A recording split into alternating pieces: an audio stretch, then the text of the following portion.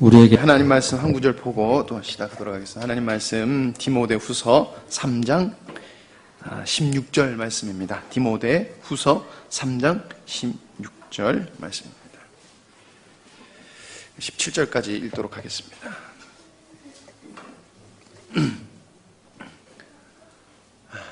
디모데후서 3장 16절에서 17절 말씀입니다. 우리 한 목소리로 크게 같이 읽도록 하겠습니다. 시작.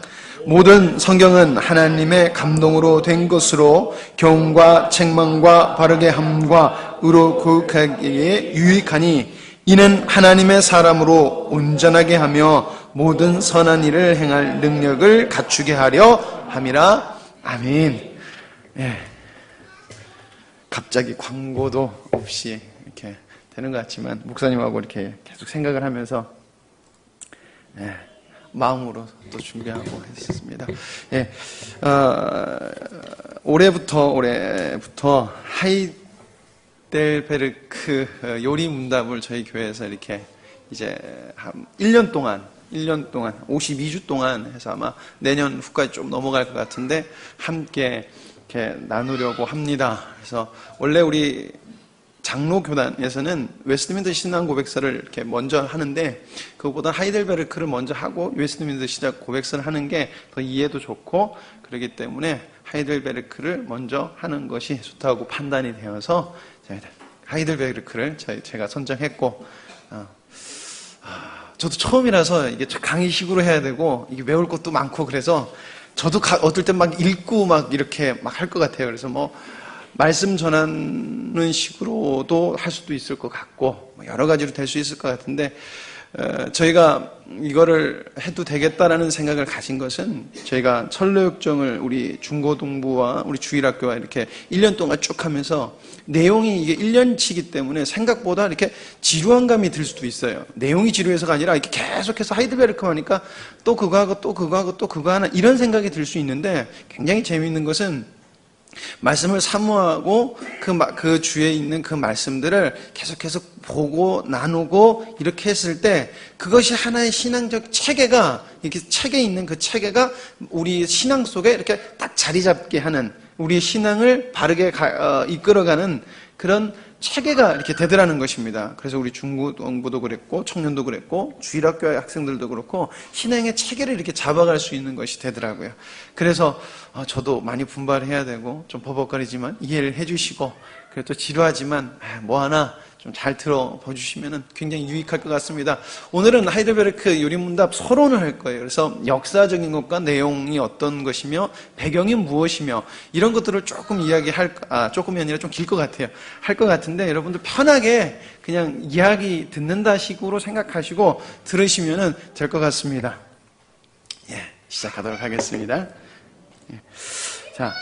하이델베르크, 그러니까 우리가 이게 교리 공부라고 하거든요. 하이델베르크나 웨스트민스터 신앙 고백서나 이런 신앙 고백서, 신경, 신조 이런 걸 우리가 교리 공부한다라고 하는데 우리가 그 성경만 알면 됐지 왜 교리 공부를 해야 될까? 이런 질문을 하는데 이 교리라는 것이 발생된 역사를 보면은 왜 우리가 그리고 역사가 벌어졌던 그 상황을 보면 우리가 왜 교리 공부를 해야 되는가라는 그 필요성이라는 것을 느낄 수 있어요.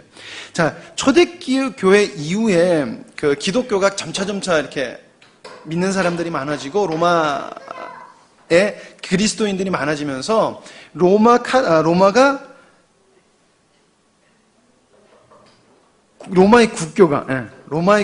국교가 기독교로 이렇게 바뀌게 되는 사건이 있잖아요. 그 전에 그리스도인을 핍박하던 로마인들이 더 이상 핍박을 멈추고 국교로 받아주면서부터 어떤 문제가 생기게 되냐면은 예수님이 승천하신 다음부터 우리가 성경을 보면 계속해서 사도 바울이 변론하는 것이 나오는데 이때 변론하는 게 뭐냐면은 이게 그 서신서를 적은 이유가 뭐냐면은 그 당시에서도 잘못된 신앙 체계를 가지고 있던 사람들이 굉장히 많았던 거예요. 특히나 예수님의 신성이나 신인성 그리고 삼위일체 이런 것들을 잘못된 사상으로 가지고 있는 플라톤의 철학이나 이런 것들로 해가지고 잘못된 신앙을 가지고 있던 사람들이 굉장히 많았어요. 근데 그 사람들도 자기네들도 그리스도인이라고 생각을 하고 있었던 거예요. 근데 핍박을 멈추니까 이제 너도 나도 그리스도인이라고 우후죽순으로 막 그 사람들이 등장하기 시작한 거예요. 자, 그래서 안 되겠다, 이렇게 해서는 안 되겠다라고 해서 종교 회의를 통해서 그릇된 성경으로 인한 과오를 다시 반복하지 말자. 그리고 잘못된 신앙을 우리가 제대로 잡아가자라고 하는 측면에서 삼위일체, 처음에는 삼위일체론과 그리고 그리스도의 신성교리를 정립을 했어요. 그래서 예수님은 한마디로 인간이 아니셨다. 그러니까 어떤 사람들은 예수님은 그냥 혼만 가지고 계시다. 우린 육체로 보지만 그게 아니었다. 이렇게 보는 사람들. 삼위일체론의 잘못된 것들, 이런 사람들을 그게 아니다라는 그런 교리를 만들어 놨다는 것입니다. 그래서 그런 교리가 그래서 여러분들이 아실지 모르겠지만 그러면서 발생된 것들이 니케아 신조라는 것과 칼게톤 신조라는 것들이 이제 발생됐어요. 근데 그때 당시에, 그러니까 초대교회 조금 넘어 그때 당시에 우리가 아는 사도신경, 이것도 그때 당시에 잘못된 신앙을 우리가 받지 말고 이것이 우리가 잡고 가야 될 우리의 신앙 고백이다라고 그때부터 사도신경이 적혀졌고 사용되어졌고 가르쳐지게 됐던 것입니다.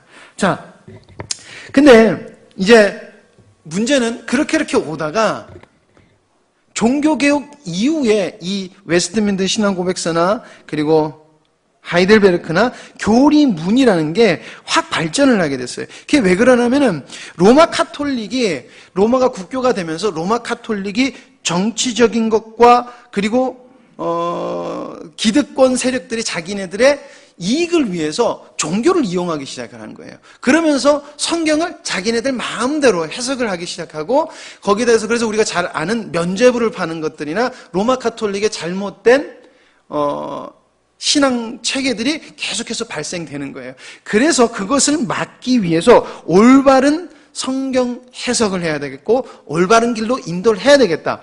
이것을 종교개혁자들이 마음에 두고 그리고 만든 것이 교리예요. 왜 그러냐면은 한 1000여 년이라는 로마 카톨릭 아래에 있었던 기독교는 굉장히 힘들었고 굉장히 비참했고 어둠의 시대였거든요.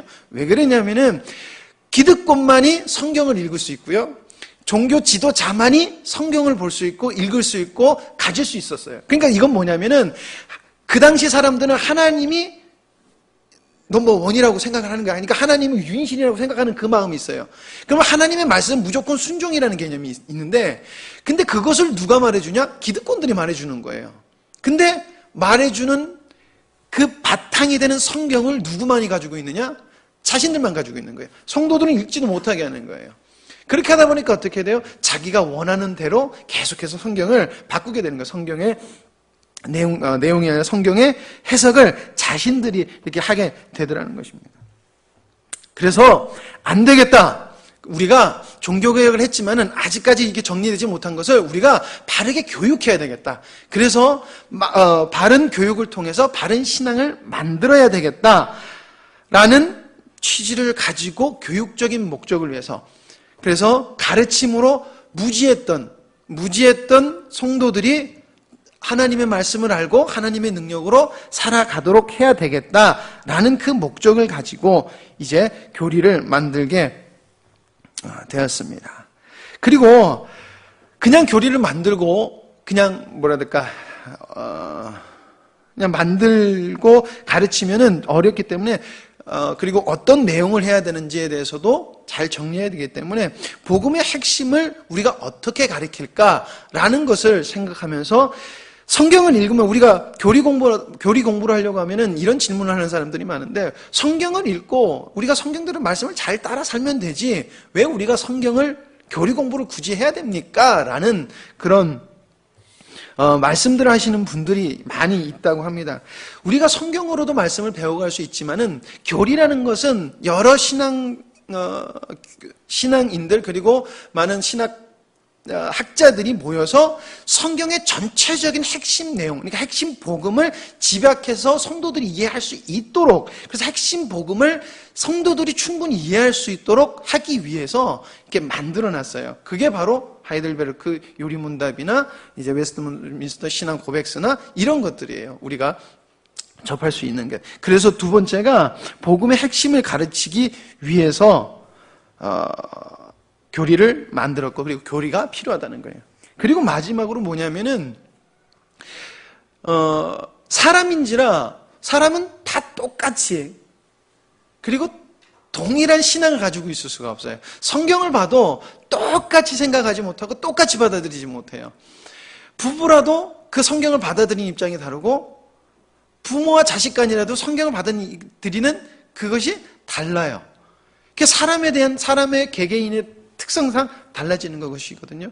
그래서 본질은 하나일 수 있지만 여러 가지로 성경을 읽는 가운데서 성경의 해석이 분분해질 수 있으니까 그리고 그 당시에도 많은 개신교라는 하는 우리가 로마 카톨릭에서 떨어져 나온 걸 우리가 개신교라고 부르잖아요. 그리고 말이 또 헷갈린다. 프로테스탄트 말이 발음이 안 돼요. 그래서 읽고 하려고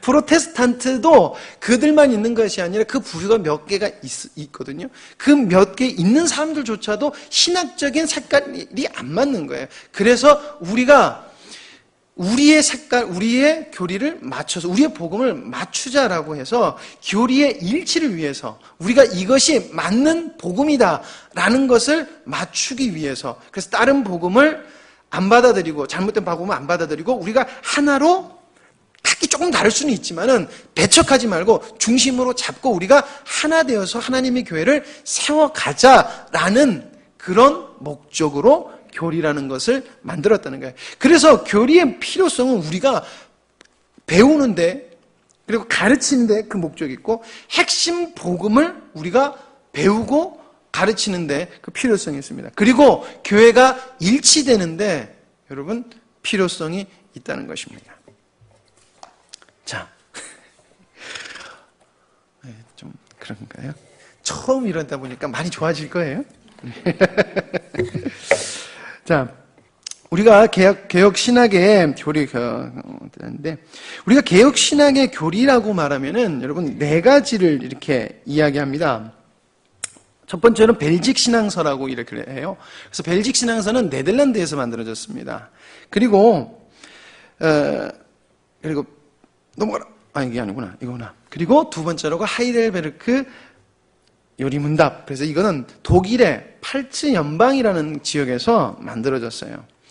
그리고 토르트 신조라는 것이 만들어졌는데 이것은 토르트 신조는 알미니우스라는 사람이 이 사람의 신학의 특징은 뭐냐면은 행위가 반드시 있어야 된다는 거예요. 우리가 행위로 구원을 받는다는 거예요. 그래서 카톨릭하고는 좀 다 생각이 다른데 행위로서 우리가 구원을 받는다고 가르치는 거예요. 그래서 이 사람을 정죄하고 반박하기 위해서 만들어진 게 토르트 신조예요.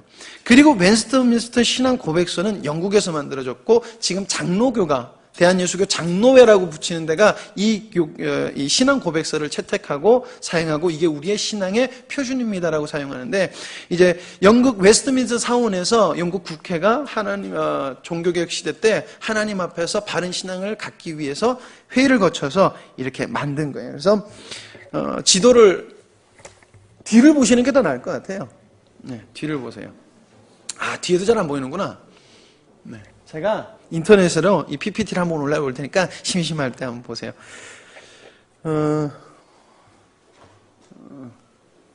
보이나?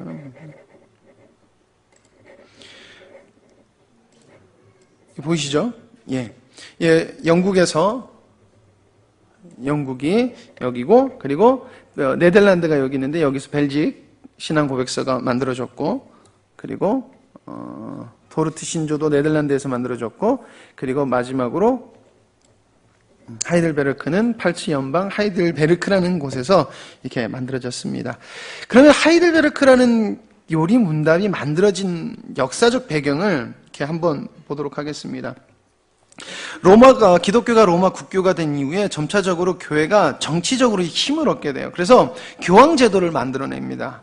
그래서 교황제도를 만들어서 이게 힘을 얻다가 AD 800년 정도부터는 나라 이름을 아예 신정 로마국으로 바꿔버려요. 그러면서 계속해서 기독교의 힘을 자기네들이 입으려고 그래요. 근데 정치적으로 막 혼돈 상황이 있으면서 거대했던 신정 로마 제국이 세 나라로 분리가 돼요. 그래서 지금 여기 보면은 프랑스, 우리가 생각하는, 우리가 지금 생각이 아니라 지금 우리가 알고 있는 프랑스의 모체가 되는 샤를 왕국이라는 왕국으로 분여가 나오고, 그리고 루이 왕국이라는 왕국, 그리고 지금 이탈리아, 이 루이 왕국은 지금의 독일이 되고요. 그리고 이탈리아의 모체가 되는 로타르 왕국이라는 이 세 나라로 분열이 됩니다. 그래서 이 분열된 이 왕국이 어떻게 다스리게 되냐면은 이 세 왕국에서 한 황제를 뽑아요. 이 세 왕국 중에 한 황제를 뽑아서 그 황제가 세 나라를 황제로 군림하면서 다스리는 거예요. 각자 통치를 하되 황제를 세워요. 그렇게 하다가 처음에는 샤를 왕국이라는 곳에서 황제가 나왔는데 그 다음에 얼마 지나지 않아서 오토 제제라는 사람의 루이 왕국에서 오토 제제라는 사람이 황제가 되고, 그리고 이 오토 제제가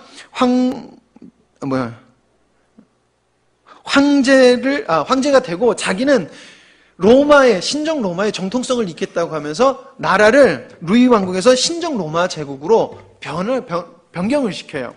그래서 처음에는 이 루이 왕국, 여기가 로마 카톨릭의 정치권 아래 들어가는 나라가 돼요. 이걸 왜 말씀드리냐면은 로마가 이렇게 분리되고 종교개혁 시대가 되면서 이 분리된 나라의 왕이 로마 카톨릭이냐 아니면 루터파냐 아니면은 칼빈파냐, 이것으로 정치적인 색깔이 나눠지는 거예요. 그렇기 때문에 역사를 지금 잠깐 나누는 것입니다.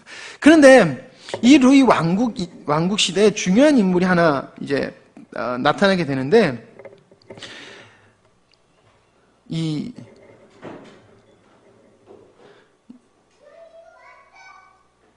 죄송합니다.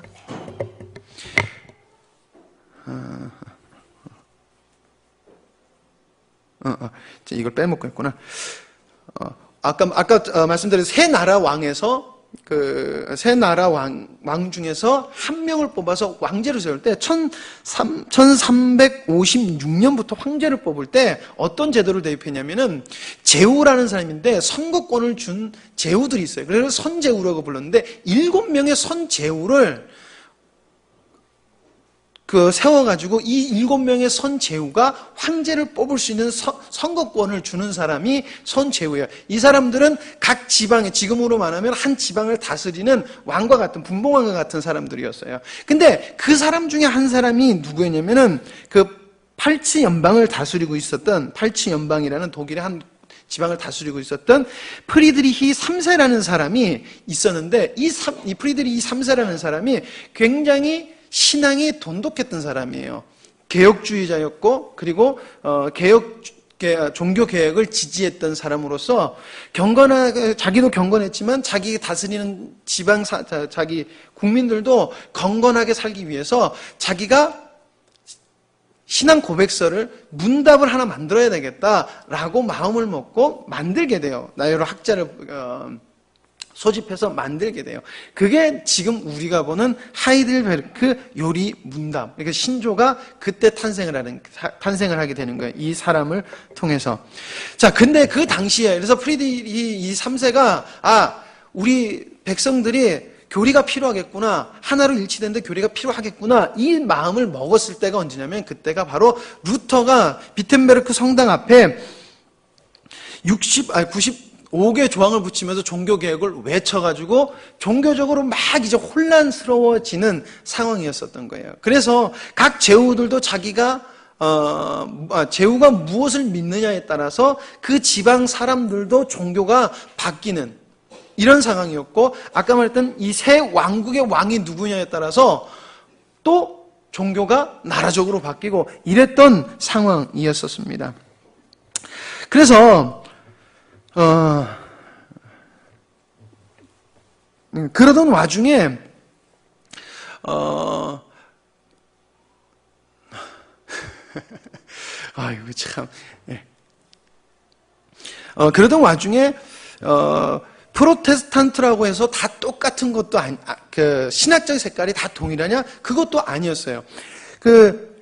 우리가 프로테스탄트라고 여기는 사람, 그러니까 우리가 부르는 개혁주의라고 부르는 종류가 세 가지가 있는데 그 사람들이 누구냐면은 루터파하고 그리고 쯔빙글리파하고 칼빈파예요. 그리고 우리가 지금 속해 있는 데가 개혁주의, 칼빈파이고요. 루터파가 목사님 거기 어디죠? 루터교. 우리가 루터교라고 하는 천안 쪽에 좀 있는, 제가 있는 걸로 아는데, 루터교 그쪽이 루터파의 신앙을 따르는 루터파예요. 그러니까, 같은 프로테스탄트라고 해도 그 신학적인 색깔이 맞지가 않았어요.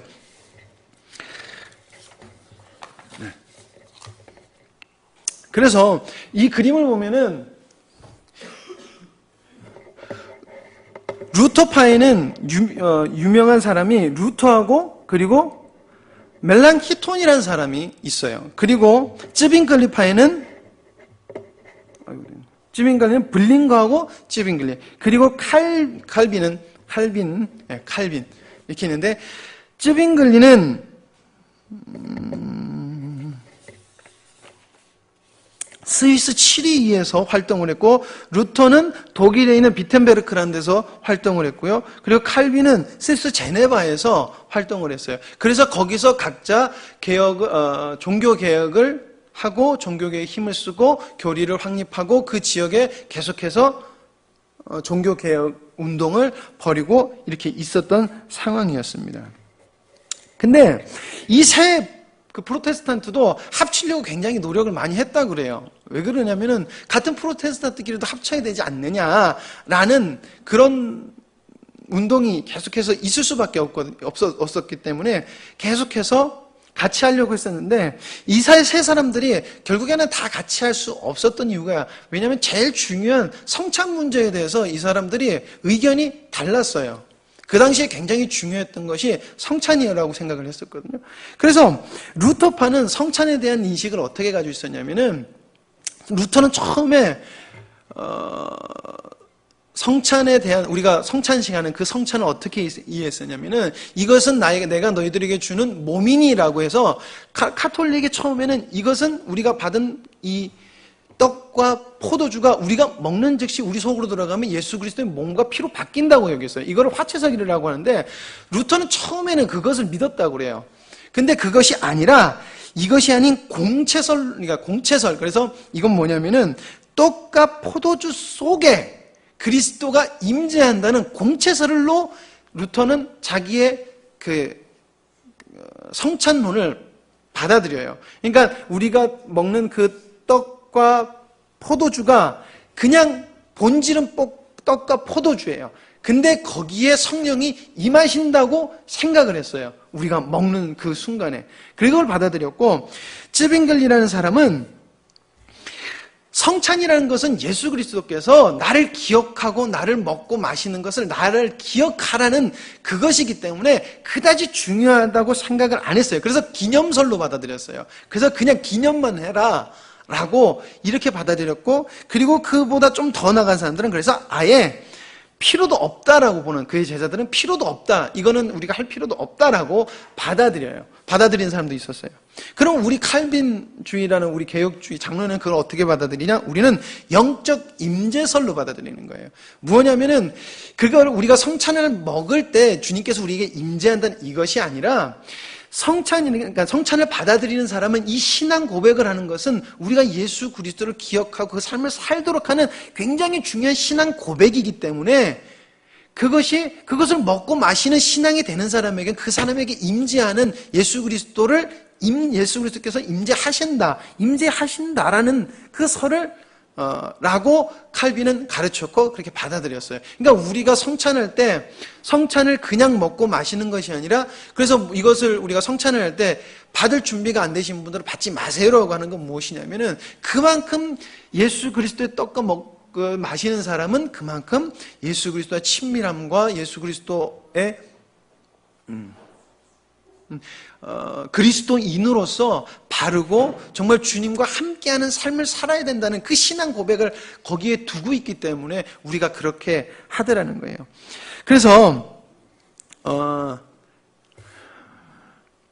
그래서 이 세 사람이 이렇게 하나 되고 싶었으나 그렇게 되지 못해서 약간 각자의 다른 이게 신앙 고백서를 만드는데, 그래도 칼빈하고 나중에 우리가 지금 이 하이델베르크는 멜랑키톤이라는 사람이 만드는데, 어제 좀 더 있으면 알겠지만 우리가 하이델베르크하고 칼빈 그러니까 장로교에서 만든 웨스트민스터 신앙 고백서를 우리가 받아들이게 된 것은 이들의 나중에 신학 색채가 나중에 하나님의 역사하심, 하나님의 인도하심으로 그게 맞아 떨어지게 같이 하나가 되게끔 이렇게 만들어 가세요. 조금 이따가 이제 나눌 건데, 그 역사를 통해서 이 두 개를 우리 장로교 쪽에서 가르치고 또한 받아들이게 됩니다.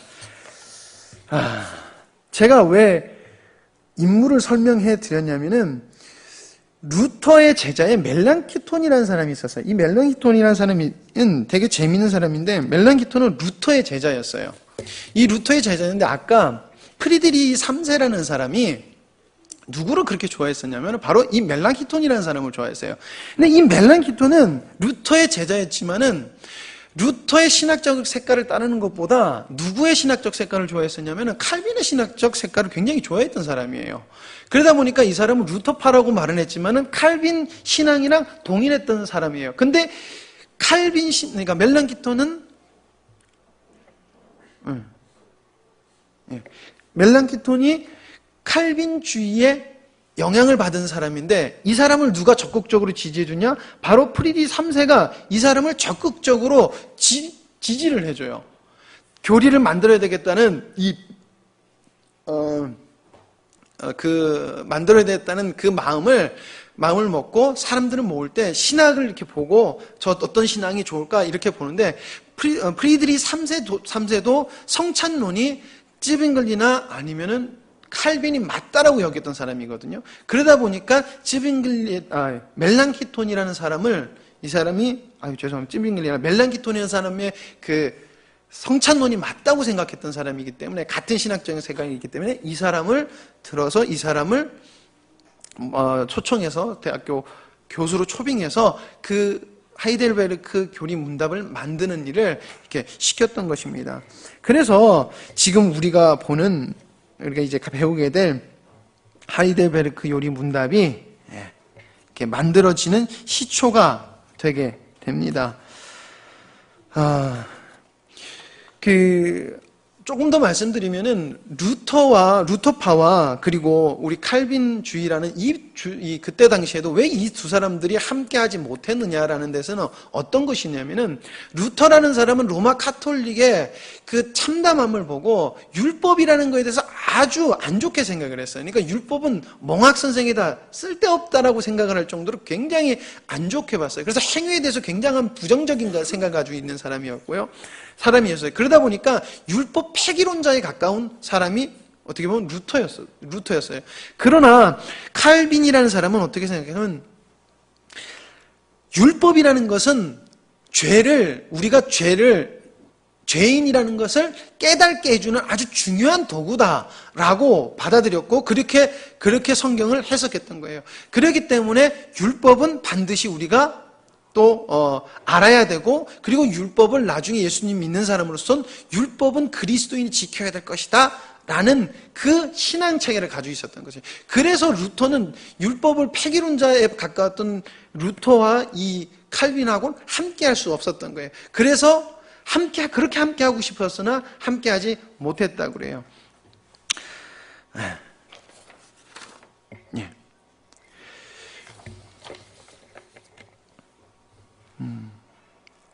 자, 프리드리 3세가 선제후였기 때문에 높은 권력을 가지고 있던 사람이었어요. 그래서 그 사람이 멜랑키톤이라는 사람한테 요리 문답을 만들어라는 명령을 내리고, 그 명령을 내려서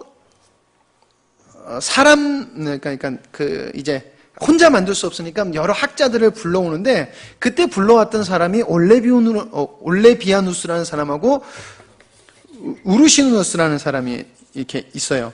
근데 되게 재밌는 게, 올레비아누스라는 사람은 칼빈의 제자였어요. 그러니까 멜랑키톤이 얼마나 칼빈을 좋아했고 칼빈의 신앙사상을 따랐던가를 보여주는 거예요. 그래서 칼빈의 제자를 데리고 와서 그 만들게 하고, 이 우르시누스라는 사람을 또 데리고 오는데, 이 우르시누스라는 사람은 멜랑키톤 자기 제자예요. 멜랑키톤이 불렀는데 자기 제자인데, 멜랑키톤이 원래는 루터파였는데 루터파지만은 칼빈의 색깔을, 그리고 칼빈의 신앙을 받아들인 사람인 거예요. 그러니까 자기 제자도 칼빈 색채가 있는 사람을 불러들인 거예요. 그래서 개혁주의, 우리가 지금 받아들이고 있는 이 신앙을 가지고 있는 사람을 데리고 와서 요리문답을 쓰게 했고, 그리고 그 요리문답을 쓰게 했을 때 나이가, 올레비아누스의 나이가 26살이었고 우르시누스라는 사람이 28살 때 하이델베르크 요리문답이 만들어졌다 그래요. 멜랑키톤이라는 사람이 요리문답을 이렇게 만드는 와중에 이 사람이 죽어요.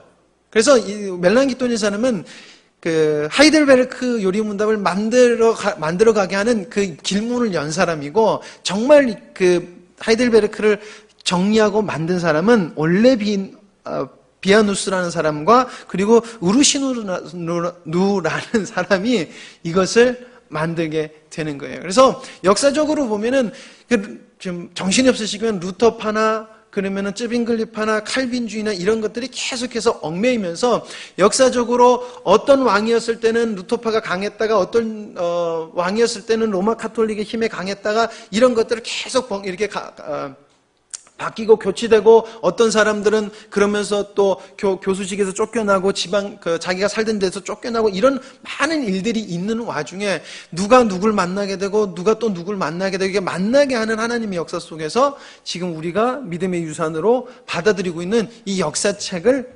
만들게 됐고, 그리고 지금 이것이 우리에게 오고 있다는 것입니다. 죄송합니다. 이게 8페이지짜리 분량을 요약하려니까 시간도 좀 없고 네, 그래도 좀 이해를 하시겠어요? 이거 참 제가 이 역사를 보면서 참 재밌었던 게 뭐냐면은 프리드리히 3세라는 이 3세가 등용하기 전에 30년 전만 해도 그 팔치 연방이라는 그 지방이 원래는 로마 카톨릭에 굉장히 강했던 지방이라고 그래요. 그런데 그 다음에 또 선제후로 등종했던 사람은 정치적 야욕이 좀 많은 사람이라서 여기 갔다 저기 갔다 여기 갔다 저기 갔다 하는 사람이에요. 이 사람이 프리드리히 2세라는 사람이고, 그래서 이 사람이 다시금 물러난 다음에 다음으로 오른 사람이 누구냐면은 오트하인리히라는 사람인데, 이 사람은 또 아주 열렬한 루터주의자였어요. 그래서 이 사람이 루터주의자라는 루터파 중에 누가 좋은가라고 해가지고 등용한 사람이, 그러니까 교수로 불러온 사람이 누구냐면 바로 멜랑키톤이라는 사람을 불러오게 된 거예요. 그러니까 칼빈주의 색채가 있었던 사람, 루터파의 칼빈주의 색채가 있는 사람을 하나님께서 이걸 만들게 하시려고 불러오신 그 역사가 참으로 오묘하다는 거예요. 30년 전만 해도 그 지방에서 이런 것을 만들 수 있었다는 것은 상상할 수 없었던 일이었다는 거예요. 근데 하나님께서 예비하시고 인도하시고 하셔서 지금 이렇게 만들어졌다는 것입니다.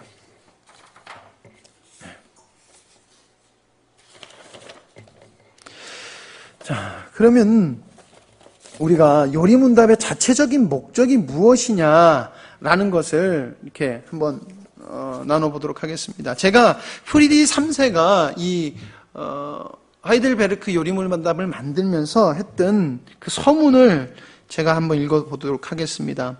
다음 사실에 근거해서 판단할 때 우리는 교회 교육 제도에 전혀 결함이 없다고 주장할 수 없다. 학교나 교회 안에서 우리의 자라는 청소년들은 기독교의 핵심적인 가르침에 대해서 진지하게 생각하지 않는 경향이 보이고 있다. 어떤 청소년들은 기독교에 대한 교육을 전혀 받지 못했다. 또한 기독교의 핵심 진리에 대해서 올바르고 명백하게 가르쳐주는 표준적인 교리 문답이 없다. 그러므로 어떤 청소년들은 기독교의 핵심 진리를 체계적으로 배우지 못했다. 단지 선생의 개별적인 계획이나 판단에 따라서 이 청소년들은 기독교 교육을 받았다. 따라서 여러 가지 취약점 가운데 무엇보다도 다음과 같은 심각한 결과가 빚어지게 되었다. 하나님을 두려워하는 마음이 없이, 또한 하나님의 말씀에 대한 지식이 없이 거의 모든 청소년들이 성장하고 있다는 사실이다. 이 청소년들은 아무런 유익한 교육도 받지 못하였거나 아니면 불필요하고 타당하지 않은 질문들로 말미암아 혼란스러워하고 있다. 우리 청소년들이 일찍부터 교육을 받는 것이 꼭 필요하다. 무엇보다도 이들이 거룩한 복음에 대하여 순수하고 올바른 가르침을 받아야 한다. 또한 이들이 하나님에 대한 올바르고 참된 지식을 갖도록 잘 교육받아야 한다. 이 결점을 해결하기 위해 우리는 하나님의 말씀에 근거해 기독교에 대한 요약적인 가르침, 곧 교리문답을 만들게 되었다라는 것입니다. 굉장히 멋있죠? 이게 한 나라에 어떻게 보면 왕 같은 사람이 자기 국민을 보고, 청소년을 보고 이렇게 하나님의 마음을 품었던 것이에요. 가만히 이걸 읽어봤을 때 지금 우리의 청소년들하고 별반 다를 것이 없다는 것이 참 많이 느껴지는 것 같아요. 우리 청소년들이 각기 많은 곳에서 배우고 기독교라는 것이 무엇인지 배우지만 복음이라는 것이 결여되어 있고 어떻게 해야 될지 모르는 것은 예나 지금이나 복음 안에 있지 않으면 똑같다는 것을 보여주는 저는 보여준다고 믿습니다. 읽겠습니다. 목회자들과 학교 교사들에게도 어떤 고정된 형태의 모범적인 교육 자료가 제공되어야 한다. 그와 같은 교육 자료에 근거해 목회자들과 교사들은 청소년들에게 일관된 내용을 가르칠 수 있을 것이다. 그러면 이들이 가르치는 내용을 자기가 임의적인 생각대로 선택하거나 또는 날마다 가르치는 내용이나 방법들을 바꿀 필요가 없을 것이다. 그러면 이들이 청소년들에게 잘못된 가르침을 전달하는 오류를 범하지 않을 것이다. 그러면 전능하신 하나님은 기꺼이 공공의 도덕과 개인의 삶을 새롭게 변화시켜 주실 것이다. 그리고 하나님은 이 세상에서의 일시적인 행복과 오는 세상에서의 영원한 복락을 허락하실 것이다. 이게 한 나라의 왕의 신앙이었어요. 근데 굉장히 우리가 추구하고 있는 신앙에 가까운 내용. 영일이 선생님, 그냥 영일이 선생님 걸로 틀어주세요. 아이고, 꺼져버렸네.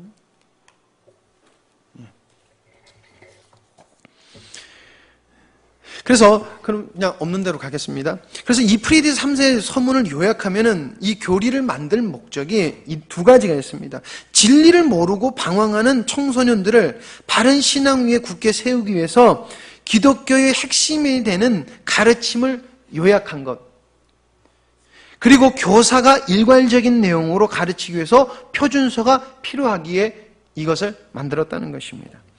두 번째는 8칠 연방, 자기가 다스리고 있는 연방의 다양한 프로테스탄트 그룹을 연합시키기 위해서라는 거예요. 지금은 쉽게 말하면 교회 연합이라고 하잖아요. 그것을 연합할 수 있는 방법은 이 사람은 복음밖에 없다라고 본 것입니다. 자, 그래서 특히 서문에서 반복되어 표현한 거룩한 복음에 대한 일괄된 가르침, 하나님의 고정된 형태와 본보기, 자기의 생각대로 선택하거나 날마다 바꾸지 않으면 이 교리 문답에 따라 가르치고 행동하고 살도록 하는 것 등의 표현들은 교리 문답을 통해서 다양한 프로테스탄트 그룹들이 조화롭게 연합시킬 것을 그가 원했고 거기에 목적을 두고 있다는 것입니다. 그래서 그 웨스트민스터 신앙 고백서는 신학적 논쟁이 있으면서, 그러니까 굉장히 피가 튀는 신학적 논쟁 속에서 만들어진 거기 때문에 굉장히 칼 같아요. 그래서 카톨릭을 엄청 비판하고 그리고 개혁주의에 약간 반대되는 것을 굉장히 배격해요. 아주 칼같이 잘라요. 근데 하이델베르크는 약간 그러지가 않아요. 진짜 본질이 아닌 것에 대해서는 칼같이 자르지만은 약간 비본질이 된 것은 그냥 두리뭉실하고 넘어가요. 그러니까 루터파 잘못된 가르침이 있었다는 게 율법주의적인 거였거든. 율법에 대한 논리인데 요거를 그냥 약간 덮어주고 넘어가는 쪽으로 약간 일치적인 목적을 두고 있어요. 그러니까 팔찌연방의 사람들을 모으기 위해서 약간 유하게 만든, 그래서 약간 시적인 느낌이 난다 그래요. 이 하이델베르크 요리문답을. 그래서 이 하이델베르크 요리문답은 자신이 다시 수리고 있던 팔찌연방의 일치를 위해서. 그래서 내용도 아주 핵심적인, 진짜 정말 본질이 아니고서는 약간 유한 모습을 취하고 있다는 것을 염두해 볼 필요가 있습니다. 그래서 언약에 대해서 거의 언급을 하지 않고 있고요. 예정론에 대해서 약간 언급을 하고 있지는 않습니다. 이렇게 알아두시면 될 것 같습니다. 그리고 이게 마지막인가요? 마지막으로 요리문답의 구조와 내용을 보면, 여러분들도 이렇게 책을 한번 펴보시면, 있으신 분 이렇게 펴보시면은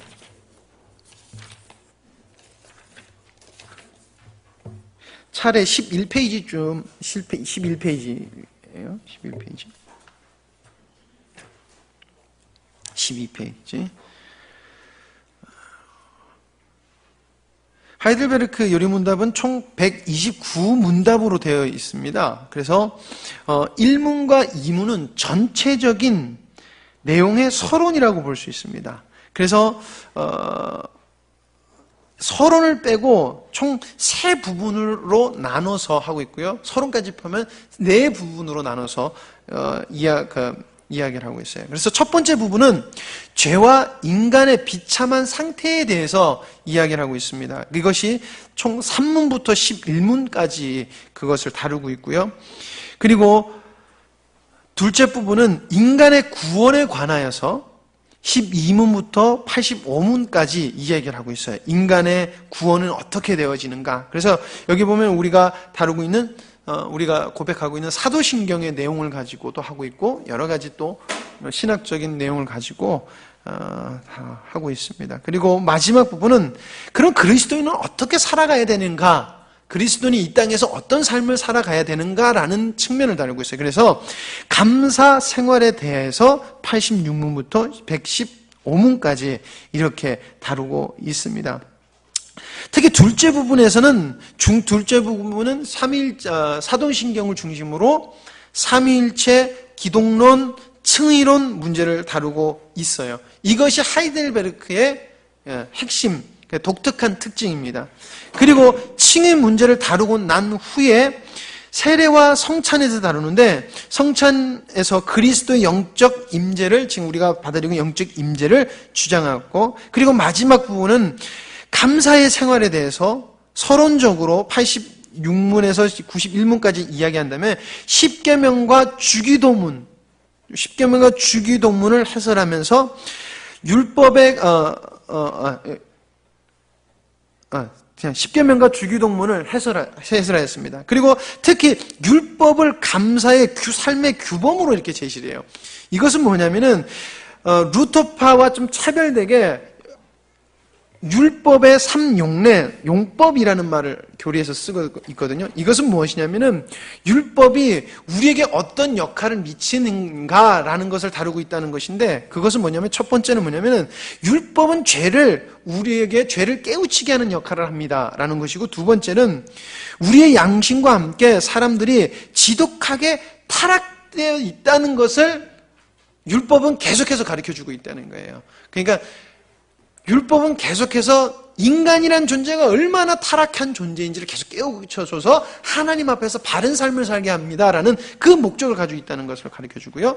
그래서 세 번째는 믿음으로 구원받은 자가 어떻게 하나님을 기쁘시게 할 수 있는가를 알려주는 것이 바로 율법이다라고 보는 것이 율법의 제3용례라고 하는 것입니다. 그래서 그것을 칼빈과 멜랑키톤의 그 신학적 주장을 그대로 가지고 여기다가 가져와서 기록하였습니다. 그래서 하이델베르크 요리문답과 웨스트민스터 신앙 고백은 약간 같으면서도 또 다른 점이 조금씩 있다는 것입니다.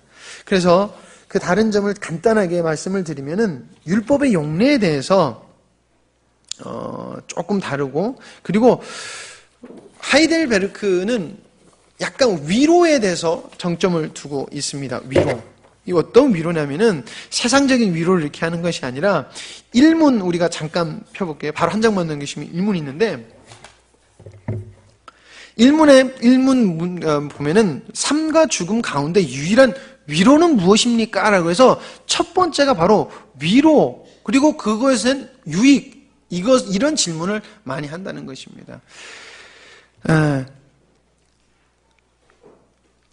그리고 52문에 보면 신자와 죽은 자를 심판하기 위한 그리스도의 재림은 당신에게 어떤 위로를 줍니까? 라는 또 위로에 대해서 이야기하는 거예요. 그러니까 믿는 사람이 신앙으로서 어떤 위로를 받아야 될지, 어떤 삶을 살아야 될지에 대해서 제공하는 것이 하이델베르크 요리 문답이라는 것입니다. 웨스트민스터 신앙고백서는 약간 법서 같은 것들이라고 하면은, 하이델베르크는 약간 하나의 삶 속에서 우리가 적용하는 삶의 그리스도인 개인의 삶에 대해서, 신앙생활에 대해서 다루고 있다고 보시면 될 것 같습니다. 자, 그리고 세 번째는 신앙 고백적 성격을 하이델베르크는 가지고 있다는 것입니다. 신앙 고백적. 그래서 요리 문답을 통해서 학습되는 이 사람들이 그 고백을 자신들도 할 수 있도록 인도해 나가는, 유도해 나가도록 기록이 되었다는 것입니다. 그리고 네 번째로 하이델베르크 요리 문답의 특징이 시적이라는 것이에요. 그래서 하이델베르크나 소요리 문답이나 비슷한 문답이 있거든요. 소요리 문답 11문에 하나님의 섭리하시는 일은 무엇입니까? 이렇게 물어요. 그러면은 답은 하나님의 섭리하시는 일은 지극히 거룩함과 지혜와 권능으로서 모든 피조물과 그 모든 행동을 보존하시며 통치하시는 일이십니다.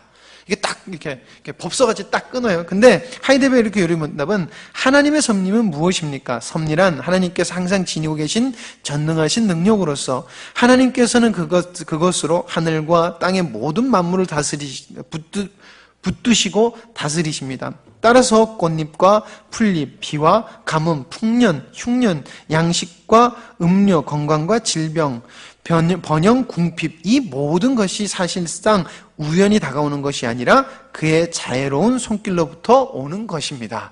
굉장히 그리스도인이, 성도가 받아들이기 쉽고, 그리고 시적으로 이렇게 표현을 한 것이 하이델베르크 요리 문답의 특징이라는 것입니다. 예. 좀 빨리 하려고, 너무 길 것 같아서 빨리 하려고 그러니까 많이 이렇게 좀 두서가 없이 했는데, 분명한 것은 저희들이 하이델베르크 요리 문답을 이제 해 나가면서, 학자적인 걸로 할 수 있지만은, 제가 이렇게 우리 중고등부나 청년이랑 하면서 언제가 이게 참 괜찮나라고 했을 때, 실질적으로 우리 삶에서 이 질문이 던져지는 그 상황을 서로 이야기하면서, 이런 상황이 있었을 때 우리가 어떤 생각이 들든지요, 이런 식으로 물어보면서 서로 생각하면서 이 답에 성경 공부를 하면서 같이 생각을 해 나갈 때 이렇게 많이 가슴 속에 와 닿는 이렇게 것을 저희들이 이렇게 보게 되더라고요. 그래서 강의식으로도 할 수 있겠지만, 계속해서 저도 이제 발전해 나가야 되고, 저도 이제 많이 노력을 해야 되겠지만, 여러분들이 하실 때 계속해서 생각하시면서 알고, 그렇게 자유롭게 질문했을 때, 아니면 가이롭게 질문하셨을 때, 이렇게 서로 대화를, 그리고 이제 질의 질문을 통해서 귀한 은혜를 이렇게 만들어 나갈 때, 우리 삶 속에서, 그리고 우리 신앙에 굉장히 큰 유익이 되리라 믿습니다. 예, 제가 역사 강의는 참 못해요. 역사 강의는 우리 인성이한테 시켰어야 될 텐데, 예. 되게 이게 너무 방대하니까 이거를 줄이기가 되게 힘들더라고요. 그래서 좀 두서없었지만은 어떻게 했습니다. 기도하겠습니다. 하나님 아버지 감사합니다. 두서가 없었지만은 주님 앞에 기대하면서 이렇게 한번 서론을 나눠봤습니다. 아버지 하나님, 중요한 것은 저희들이 그냥 읽고 끝나는 것이 아니라 하나님 아버지께서 귀한 유선으로 주신 것을 정말 저희들이 바르게 이해하고, 또한 하나님 우리 교회에게 주신 그 비전과 뜻을, 갈망을 저희들이 녹여서 함께 받아들이는 것이 중요하고 바른 것인 줄 압니다. 하나님, 전하는 저에게 주님께서 은혜 내려주시고 하나님 입술을 붙들어 주시옵소서. 하나님 아버지, 전할 때마다 생각나게 하시고 깨닫게 하시고 풍성케 하여 주시옵소서. 또 듣는 자들의 마음속에는 주님의 이해력과 성령님께서 스승되어 주셔서 깨닫게 하시고 만져주시고 받아들이게 하여 주시옵소서. 그러므로 저희들이 이것을 마칠 때쯤 저희들의 모습을 돌이켜봤을 때 신앙의 새로운 또 한 역사가 이루어질 수 있도록 주님 인도하여 주시옵소서. 모든 것을 주님께 맡겨오며 예수님의 이름으로 기도드립니다. 아멘.